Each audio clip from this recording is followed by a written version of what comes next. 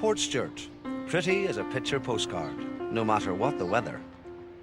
It's the adopted home of Angelo Morelli, who arrived from Italy in the early 1900s and established a family business that has become something of a landmark in the town, serving up ice cream treats to generations of holidaymakers. Morelli's.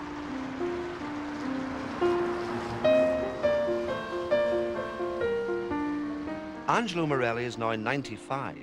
He's long retired and living in southern Italy, but he's returned to Portstewart for a reunion of the Morelli family. The extended family is now spread right across the globe, but they've all made an effort to return for this special family get-together. Buon appetito. Buon appetito. The ice cream business has given 3 generations of the Morellis a good lifestyle, allowing them to indulge their passion for boats, golf, travel, and fast cars. But things weren't always like this. For the Morelli story has more humble beginnings, far away from the coastline of Portstewart. Theirs is a story touched by war, internment, and family separation, with some remarkable good fortune along the way. But through it all, their family bonds held true.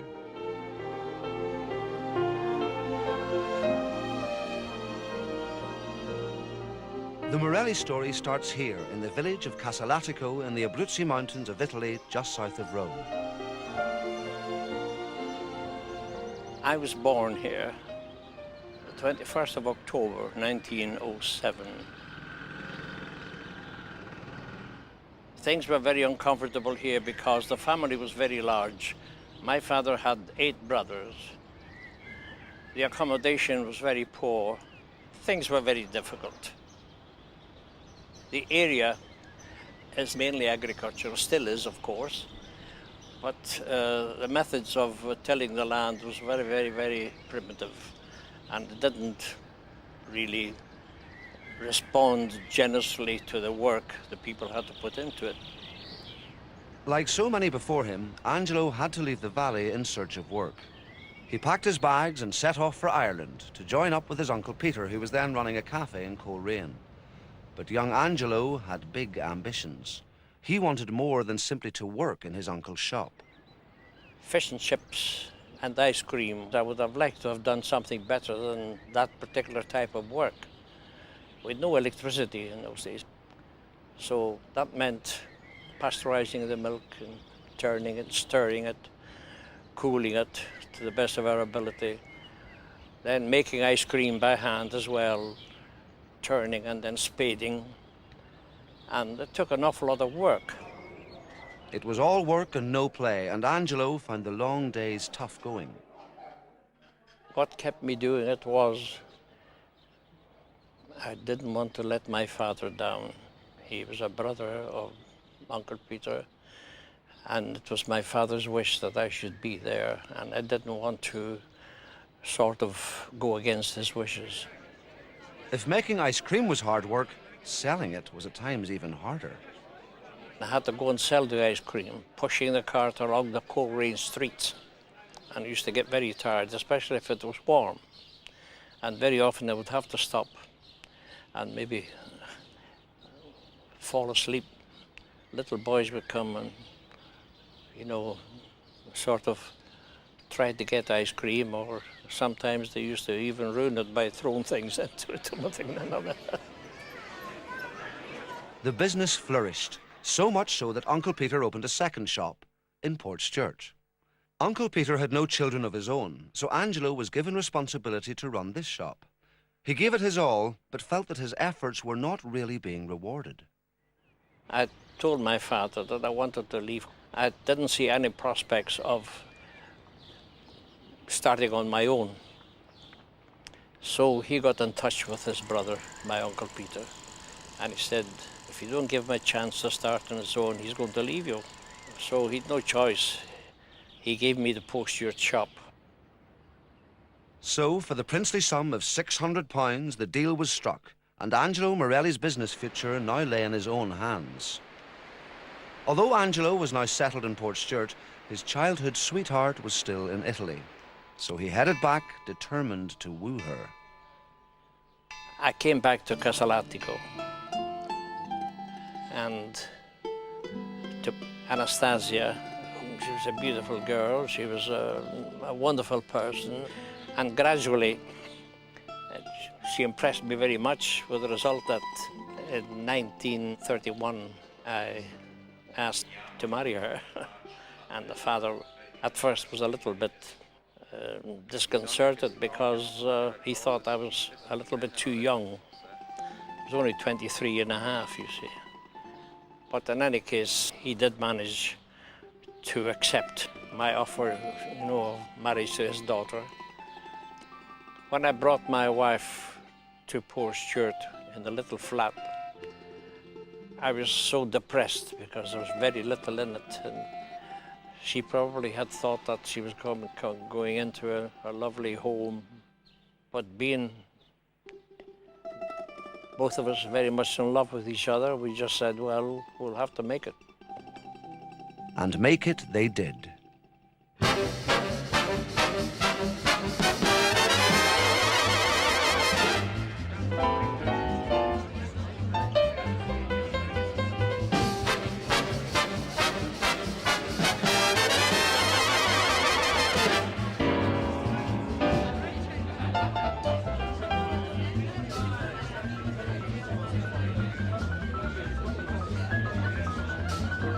I suppose we've been a landmark here for many years and people have become used to coming here.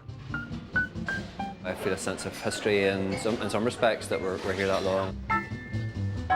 I'm rather surprised actually that we've become famous. There is a responsibility that comes with that, and certainly we're well aware of it, and my father and grandfather would remind me of it from time to time. Today, the businesses are still thriving. Eldest son Nino and his family run the shop in Port Stewart, while the youngest Guido and his family run the Port Rush shop.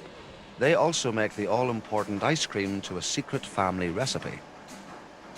Whenever my grandfather first made ice cream in the early part of the century, it was all vanilla ice cream, or plain, as the locals like to call it. Nowadays we have up to 90 different flavours, so it was a lot different from the olden times, you know.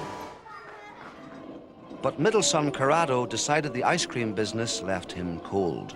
He decided to take a chance on a different line of business. I never really did like it very much, so I decided I would try something else. There was a business for sale, amusements, and then Port Rush, and I decided to have a try at that. I walked into the place and I asked the owner would he sell, and he said he would, and we agreed on a price, and I bought it and went into that. That was in 1976. Corrado's gamble paid off and his business venture thrived. We have no problems at all between the brothers. The only thing I refused to do was to start business together with them, because I thought as Italians we don't get on too well in business, you know, as partners. Personalities are inclined to come in and have a few arguments, a few rows, and then the business suffers because of it. So we decided in the early years of our marriage that we would each become independent of each other. We've got on magnificently ever since. Despite living most of their life in Northern Ireland, the Morellis still feel close to their Italian roots. I suppose first of all I'm Italian. My parents were Italian. I was brought up in Italy as a child, and those first impressions always remain. Well, he's given it away. Del Vecchio, it could be 2-0 here. It is. I feel more Italian than I do Irish, but because of my name, I support Italian football teams. If Italy is playing Ireland, obviously I would support Italy. Del Vecchio, cool as you like, 2-0. I feel very happy with both. And actually, I get a thrill when I go back to Italy. I get a thrill when I come back here. As Italians living in Ireland, it would seem that they have the best of both worlds. But as Angelo can vouch, that wasn't always the case.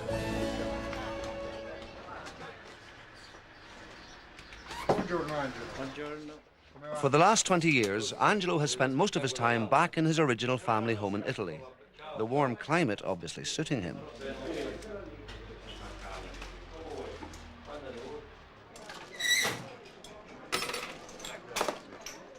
Nino and Corrado were both retired and now able to spend a lot of their time in Italy with their father. But as young boys, that was far from being the case. My mother wanted to come back to Italy, and she would have liked me to have let my two sons come with her. That I was delighted because I wanted them to learn Italian. I wanted them to learn their own language and also be company for the grandmother. It was a bit sad to leave our parents at that age, obviously.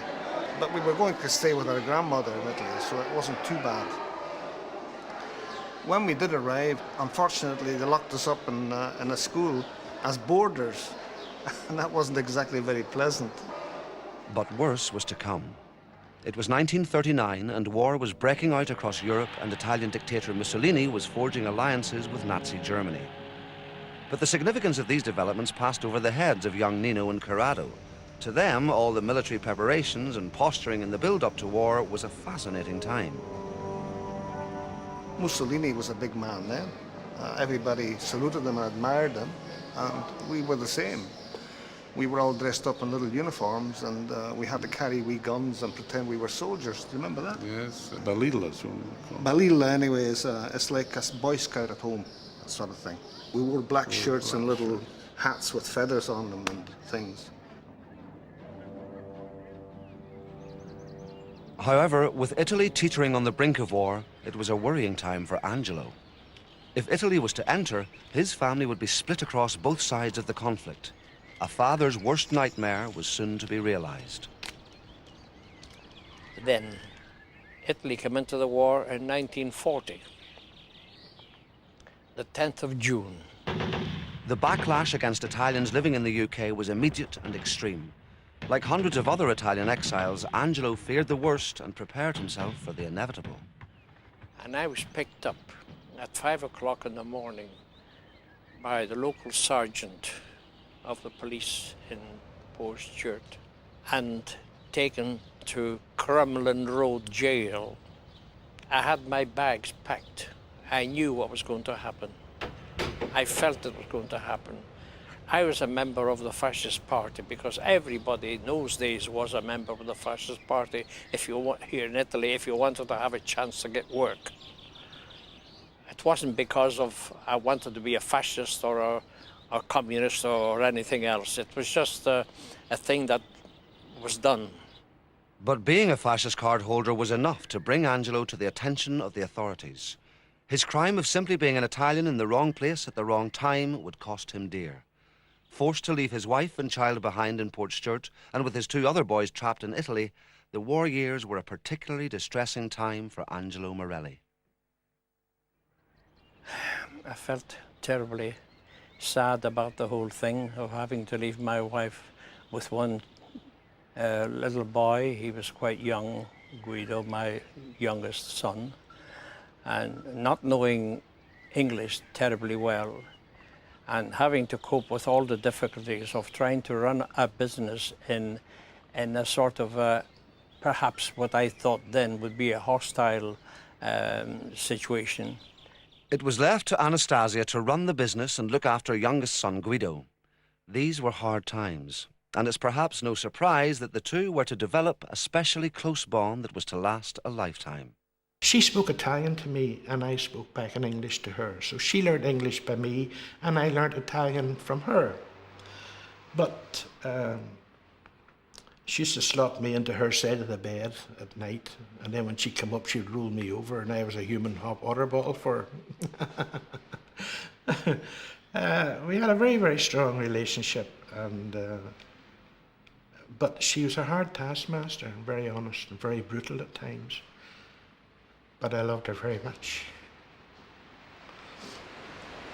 But before long, Anastasia and Guido were forced to leave their shop in Portchurch, as they were considered a security risk to the Allied naval base further along the coast.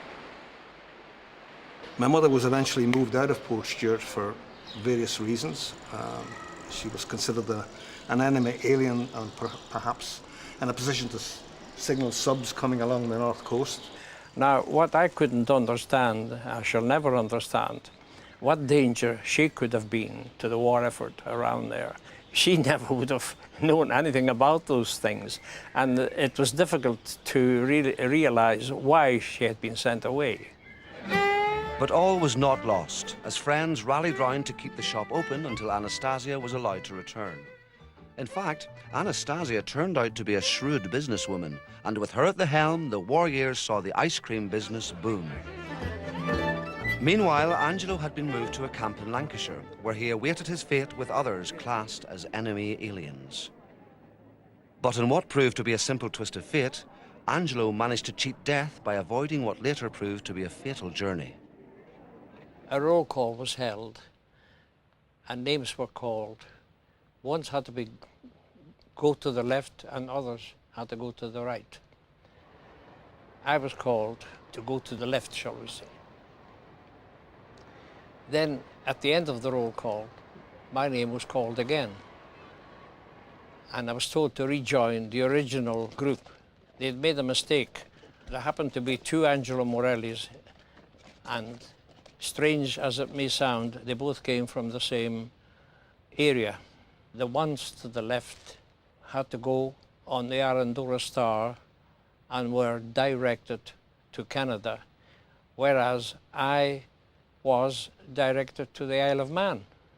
Unfortunately, on July the 2nd of 1940, the Arandora Star was torpedoed and sank with a loss of 700 internees. British survivors from the Arandora Star were cheerful enough in spite of their ordeal. When a Nazi U-boat torpedoed the liner, the death roll was greatly increased by the panic which spread among 1,500 internees. I thought to myself, God has been good to me. I've been very, very lucky that there was a mistake made and rectified in time. Germans and Italians are said to have fought for places in the boat. It was Angelo's hope that his sons would be safe in Italy, as their home in the mountain village of Casalatico would be of little military significance. However, as war raged in Italy, the region was to become central to the conflict. The nearby area around Monte Cassino had been heavily fortified by the Germans, determined to prevent the Allied advance on Rome. Far from being a safe house, the Morelli family home in Casalatico was commandeered by the Germans as their headquarters. At this stage, the Germans decided to evacuate the whole village. They said that they thought the front would move up towards where we were. Corrado remembers vividly what happened, actually, because the soldier lifted them up to put them on the lorry.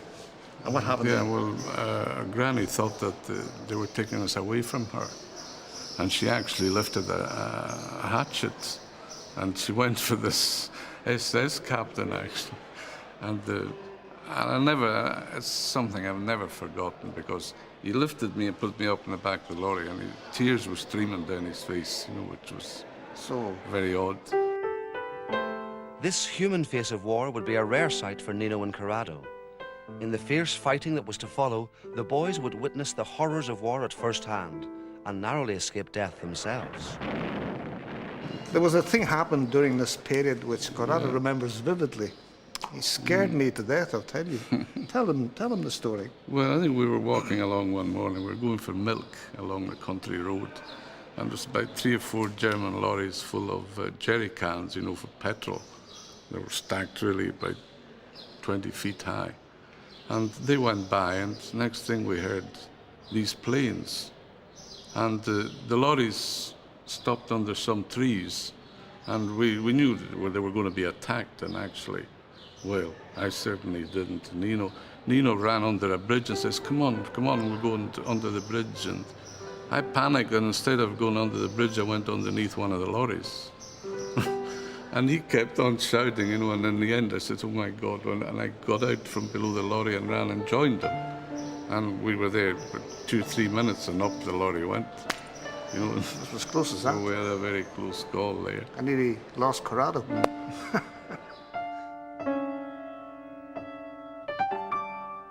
It's now nearly 60 years since Angelo was sent to the Isle of Man along with hundreds of other Italian internees. Now, in the hope of achieving closure on this traumatic chapter in his life, he has decided to return to the island to finally confront his past. He's travelled with Nicole, one of his granddaughters, to meet with Manx historian Roger Sims to recall those bleak days. He's given here. Yes, but this is amazing. This book amazes me. There's quite, To see quite a lot from many Belfast names, and Northern so many Ireland names. Yes. On this particular page, we find a Mr. There you A. are. Morelli, 52 Main Street, Portstewart, that's me. Portstewart, Northern Ireland. That was me. That has to be you. Yes. But there were many others from our there's part. some There was from Korean. Caffolas, Nardelli, yes. Jean Ardelli, Korean. Yes. That's Nardelli of Coleraine, I remember him. Mm-hmm. I was the tenor of the camp. Were I you? had quite a nice voice in those Right. days, if I may say so. Indeed. And we used to hold concerts in different houses and bringing, I wouldn't perhaps say tears to the eyes of the rest of the inmates who had become sort of emotional listening to someone singing Italian songs when at night we used to hear the bombers bombing Liverpool. Those memories still are in my mind. That singing alone brought a little amount, a very small amount of happiness to the inmates, making them feel at home sort of style.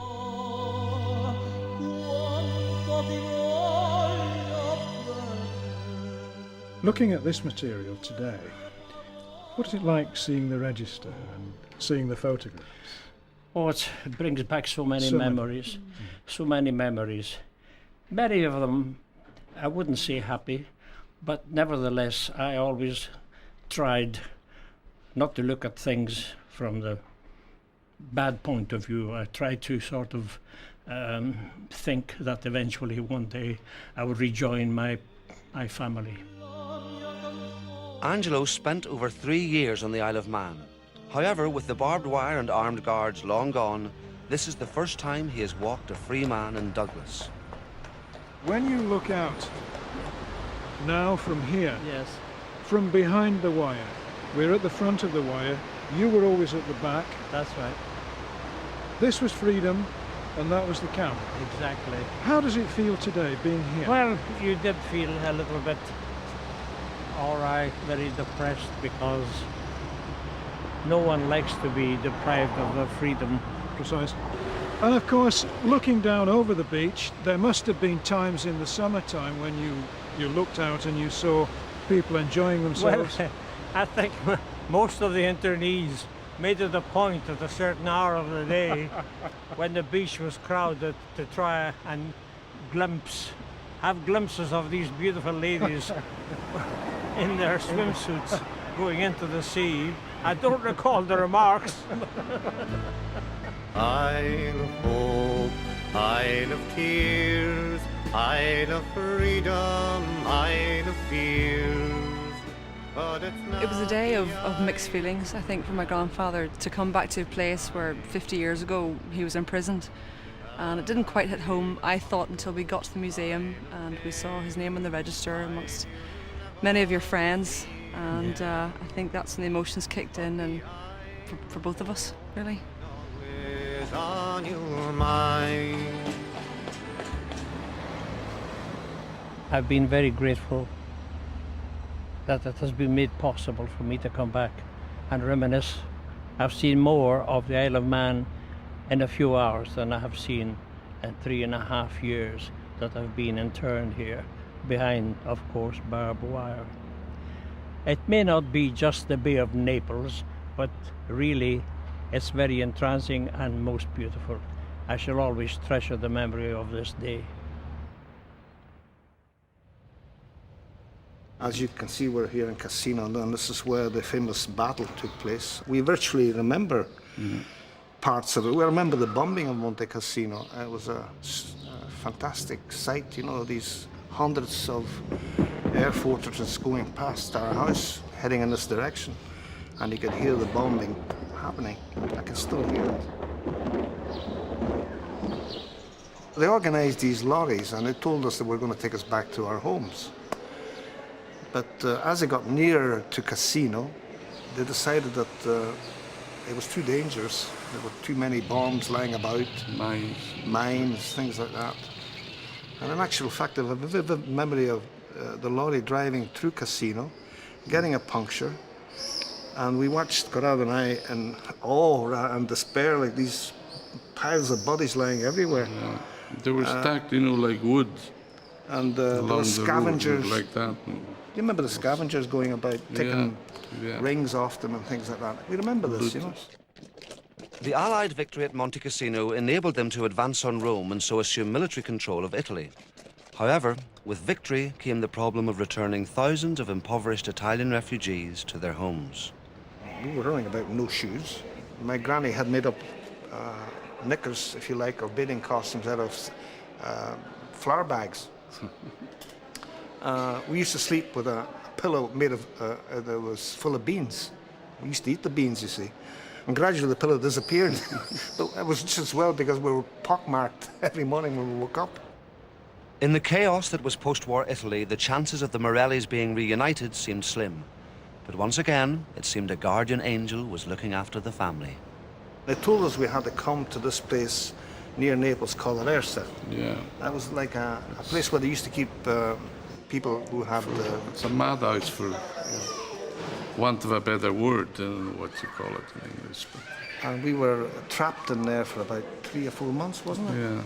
But the commandant, this chap who was in charge, called for us and he says, "You're Angelo Morelli's sons." "Yes." He says, "I'll look after you from now on." And he was very nice and he helped us and eventually made arrangements for us to get home. The camp commander was William Irwin Cunningham, who coincidentally had been the town clerk of Port Stewart. In a remarkable twist of fate, he found the little boys and recognized their name. Miracle, really. Miraculous. Every time we come back, really, sort of comes back. Made us very close. So, an adventure. But I wouldn't recommend it to anyone. The last time I saw Nino and Corrado here in Italy was just prior to the outbreak of the war. And I didn't see them again until I was released from internment in 1945. After 7 long years, the Morelli family was together at last. We were so excited. It looked as if it was another world. I mean, when we were all reunited after so many years of absence with each other and having gone through what we did go through. I can distinctly see my mother and father standing there and Guido, little boy that size with a big tummy on him, big smile, red cheeks, you know. Do you remember? Yeah, and we were like this. I was 14 years old and I was 6 stone 2. I was just like that. And, well, I can't describe the moment.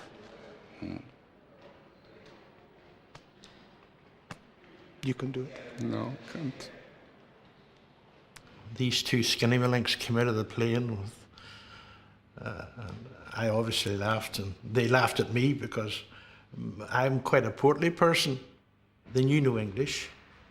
So we communicated by sign language and it was quite funny at times. But there's a lot of goodwill and love and affection.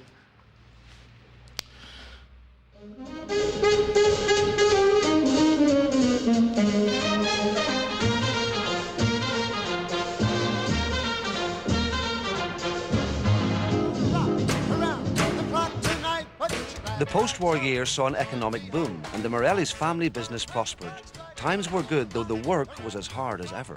Well, the hours were very, very long. There was no rest at all. Seriously, when we opened the shop at the beginning of summer, we weren't allowed a day off.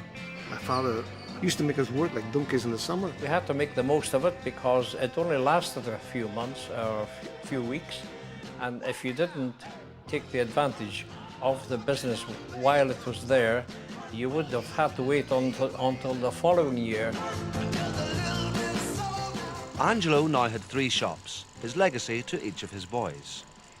At a certain point, when they decided to get married, I gave them a shop each and a house. First was Nino to Nan McAleese. He got Coleraine. Then Corrado, when he married Elizabeth, I gave him the Port Rush shop what they used to call the Shamrock Corner, the Savoy Cafe. And the same thing happened with Guido when he got married. That gave my wife and I more leeway to look after a new place which I opened at Bourstewart called the Sunday Garden. With the business going from strength to strength, the boys were able to indulge their hobbies, in particular their love affair with fast cars. I'd never had any passion for speed or anything like that. The same can't be said about Corrado. Not so much Nino, but Corrado especially. And 2 or 3 times he knocked my cars over, destroyed them on me. So he was very expensive in that sense, because he loved going a little bit too fast. He used to deliver ice cream to a place called Kilree, which is 20 miles from Portrush, right? And every time the phone rang, if he reached it, he would go. If I did, I would go. And we used to do it in 20 minutes, 20 miles then, drink the ice cream, 20 minutes back. Daddy used to allow us 2 hours. So then we spent an hour and 20 minutes on a golf course. That's how we started to play golf. He doesn't remember this. Yeah, I remember it all right. But he tried to beat me, you see, to get to Kilrea. So he stepped into the van and drove to Kilrea, and he realised he didn't have any ice cream with him. Forgot to bring the ice cream, so I got no golf that day. This fascination for golf and fast cars has passed down to the next generation, notably with Corrado's son Dino, who brought the Morelli name to the international racing arena. With my dad around, there was always a few nice cars around. First sort of real contact was father arrived back from Italy one Christmas with a motorbike, and I think there was 4 at the time. That was when the bug bit, really. So I made it as far as Formula 3000, just below Formula 1. I won all the championships there was to win in Ireland, the karts on the way, and British Formula 4 championship, which was won by guys like Irvine and whatever from here. Got the 3000 and sort of raced against pretty much half the grid in Formula 1 now. It's a bit hard to watch at times when you knew, I could have been there myself, but for the accident. Accident is something of an understatement. In fact, Dino was lucky to survive the high-speed crash at Nürburgring in 1997. It was basically in the middle of a torrential downpour. And when that happens, you can't see where you're going at all. You just sort of rely on sound and your peripheral vision out, we're judging where you are on the side of the track. And there was a car just in front of me, which I didn't see in the spray, and I went straight into the back of him, which tore the front off the car, and then the accelerator actually stuck wide open. So I carried on about another half a mile down the straight, with my feet basically dangling out the front of the car, and went into the barrier at the end at, I think it was just under 140 miles an hour. The injuries ended his racing dreams. Now it was time to go back to the family. They finally got me back home now to Ireland and started working a bit in the business. To be honest, I'm enjoying life now at the minute. It's without the sort of stress of racing, although I loved it. I had a chance that, many people will never get. So I made the most of it, and now it's time to get down and do an honest day's work. I started playing golf because of my dad. He was a keen golfer, and because he worked so hard and we didn't get a chance to spend so much time with him, that whenever he played golf, I used to go with him. It's great because it gives me 4 hours with my dad alone on the golf course, so it's our quality time together. The third generation of the Morellis may be able to play hard, but they continue to work hard too. Hard work was drummed into us from an early age, and we're not afraid of hard work, and we believe success is, gained from hard work. We've been involved in it from kids. I remember as 5 years old standing on a chair and pulling drinks from the Coke machine. It's just in the blood, and I love being in the cafe. I love the hustle and bustle of it. I love the free ice cream. And I just got involved. We all seem to just be geared towards that path. My parents never stood in our way. We could have did something else if we wanted to. But I chose to be in the family business. I'm very passionate about it and precious about it, I suppose, as we all are. In 1994, Anastasia, who had instilled the work ethic into her family and kept the business going through difficult times, died suddenly. Angelo still feels her loss greatly. After been with my beloved wife for 63 years. Even though she's dead 9 years now, I miss her terribly. And I come here to visit her, bring her flowers and say a little prayer to her grave. And although we've been together for so many years, we had hoped to still be together for another few years.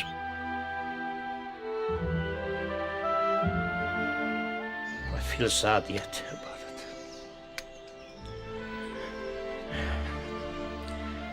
I pay my respects to her as often as I can, and it brings me near her still.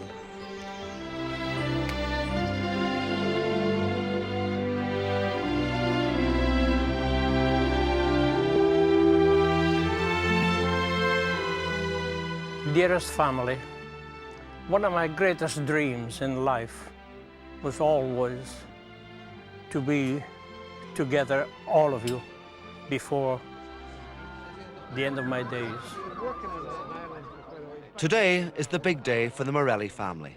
4 generations have travelled from all parts to pay their respects to Angelo, the head of the family and their much-loved bisnonno, the grandfather.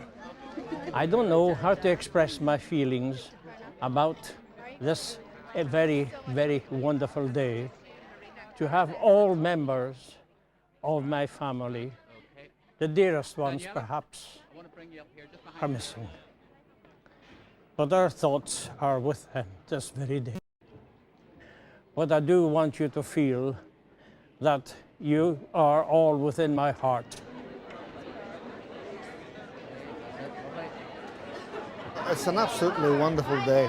I mean, just to imagine that we can get the whole family together, it doesn't happen very often. And as the family gets larger, it gets more and more difficult. I went that far to bring my son back from Australia, and it's been wonderful to see him, especially, you know. I wish we'd have done something like this before, you know, all of us got together. It's very nice, although there are 1 or 2 missing, but it's lovely. This is an opportunity, a very rare one too, that the most of the family gets together. It's amazing. And that's the story of the Morelli's eventful passage from Casalatico to Portchurch. That was one of the desires of my late wife, to see the 3 brothers working hand in hand with each other, help each other in case of need, and keep the family happy.